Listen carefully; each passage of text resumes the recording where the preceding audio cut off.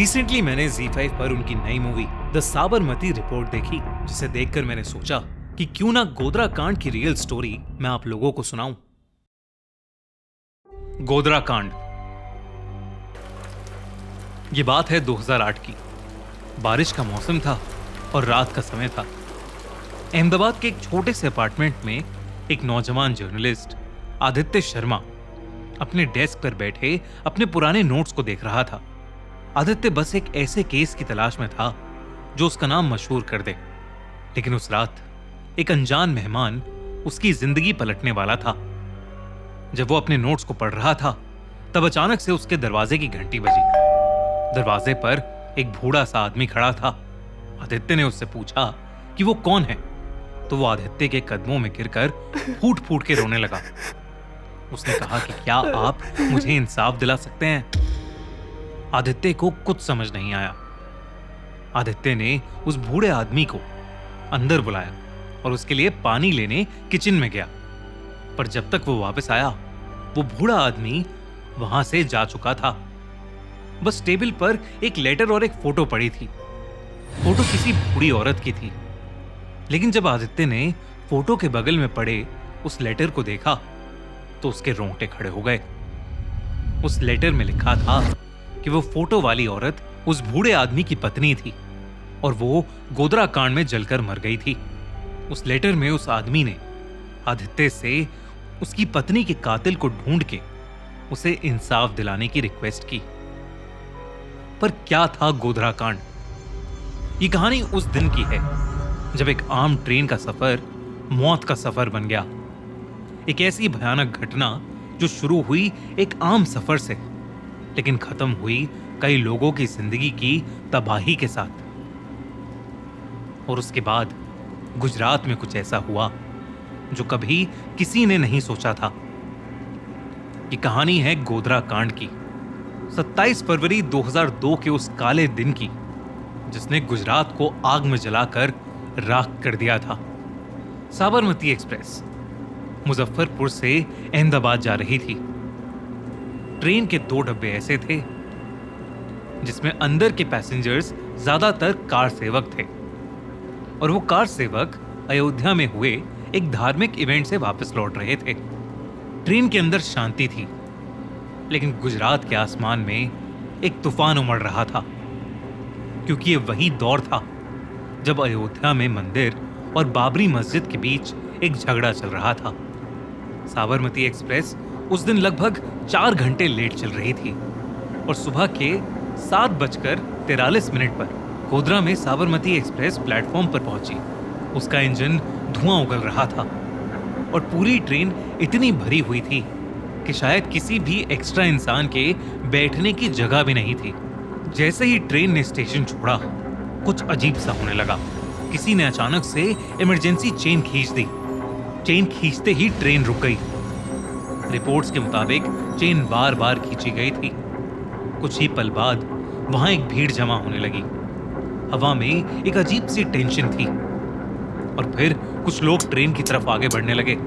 अचानक पत्थरबाजी शुरू हो गई। पत्थर ट्रेन की खिड़कियों से टकरा रहे थे और शीशे तोड़कर अंदर के पैसेंजर्स को घायल कर रहे थे।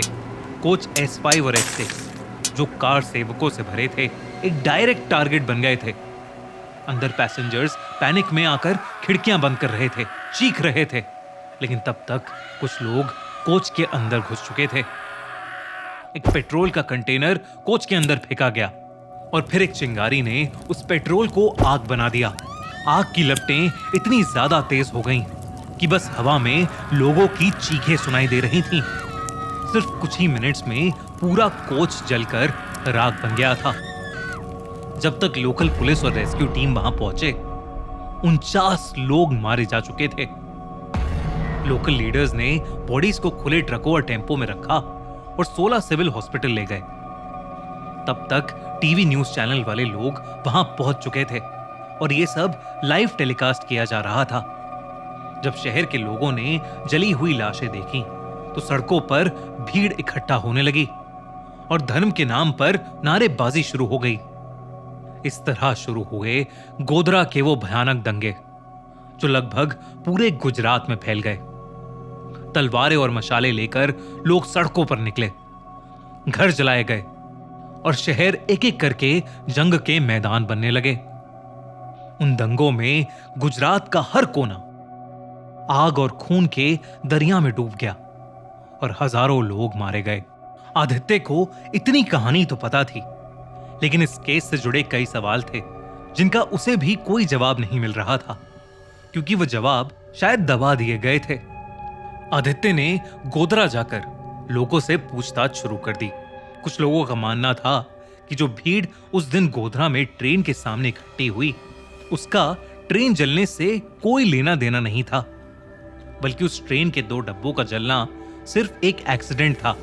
कुछ लोगों ने आदित्य से कहा कि किसी के सिगरेट की वजह से उस ट्रेन में आग लग गई थी, तो कुछ लोगों ने उसे बताया कि ट्रेन में कुछ लोग खाना बना रहे थे और खाना बनाते हुए गैस सिलेंडर फट गया, जिसकी वजह से उस ट्रेन में आग लगी थी। फिर भी किसी के पास कोई पुख्ता जवाब या सबूत नहीं था। आदित्य को यह भी समझ में नहीं आ रहा था कि जो भीड़ इकट्ठी हुई थी वो आखिरकार वहां कर क्या रही थी। गोधरा कांड के सच को समझने के लिए 2002 में ही नानावती मेहता कमीशन बनाया गया था, लेकिन 2008 में जाकर इसकी रिपोर्ट आई, जिसमें इस घटना को एक पहले से की हुई साजिश यानी एक प्री मेडिटेटेड कॉन्स्पिरेसी बताया गया। इसके मुताबिक उस ट्रेन का जलना एक अटैक था और यह अटैक एक प्लान्ड कॉन्स्पिरेसी थी जो ट्रेन के S6 डब्बे को टारगेट करने के लिए बनाई गई थी, जिसमें ज्यादातर अयोध्या से लौट रहे हिंदू कार सेवक बैठे थे। लेकिन यह रिपोर्ट कंट्रोवर्शियल रही। कई क्रिटिक्स ने इस रिपोर्ट को बायस्ड कहा और यह आरोप लगाया कि यह रिपोर्ट सिर्फ एक तरफा बात कर रही है। कंसर्न्ड सिटीजंस ट्रिब्यूनल की एक और रिपोर्ट ने इस घटना को एक अलग एंगल से सामने रखा। ट्रिब्यूनल ने कहा कि यह कम्युनल टेंशंस का नतीजा थी और इसे कुछ पॉलिटिकल पार्टीज ने जानबूझकर करवाया था। इस रिपोर्ट ने दंगों के दौरान पुलिस और एडमिनिस्ट्रेटिव मशीनरी के फेलियर्स को भी हाईलाइट किया, लेकिन कई लोगों का कहना था कि दोनों गवर्नमेंट्स ने अपने हिसाब से पूरी कोशिश की। लेकिन रियलिटी यह है कि गुजरात का जख्म भरने में कई सालों का समय लग गया और शायद वो जख्म अभी भी पूरी तरह नहीं भरे हैं। आदित्य ने भी सच तक पहुंचकर उस बूढ़ी औरत के कातिल को ढूंढने की पूरी कोशिश की, लेकिन वो भी इन्हीं सब सवालों से जूझता रहा। 2011 में एक स्पेशल इन्वेस्टिगेशन टीम ने अपने इन्वेस्टिगेशन के बाद 31 लोगों को गिल्टी साबित किया और उन्हें उम्र कैद की सजा सुनाई गई। स्पेशल इन्वेस्टिगेशन टीम की फाइंडिंग्स ने गोधरा के कुछ पहलुओं को क्लैरिफाई किया, लेकिन सवालों का सिलसिला कभी खत्म नहीं हुआ। गोधरा कांड सिर्फ एक ट्रेन का सफर नहीं था। इस घटना के पीछे के सच को समझना काफी मुश्किल है, लेकिन अगर आप इस घटना के सच को करीब से जानना चाहते हैं तो ZEE5 पर विक्रांत मासी की नई मूवी द साबरमती रिपोर्ट बिल्कुल भी मिस मत करना। साबरमती रिपोर्ट इसी गोधरा कांड के इन्वेस्टिगेशन के ऊपर बेस्ड है और फ्रैंकली एक आई ओपनर है। मूवी में एक हिंदी रिपोर्टर समर कुमार जब 2002 के गोधरा कांड को कवर करने जाता है तो उसे ऑन ग्राउंड कुछ अलग ही सच पता चलते हैं, जिसे उसका न्यूज चैनल दबा देता है और उसे नौकरी से निकाल देता है। लेकिन फिर कुछ साल बाद वो फिर से इस केस का सच जानने में लग जाता है। क्या समर कुमार सच जानने में कामयाब होगा?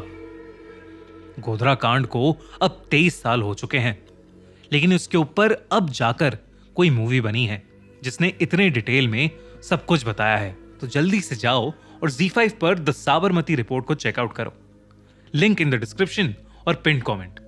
और अगर आपको हमारी गोधरा कांड पर यह वीडियो पसंद आई तो हमारे चैनल द क्राइम शो को सब्सक्राइब करना बिल्कुल भी मत भूलना। मिलते हैं अगली क्राइम स्टोरी के साथ।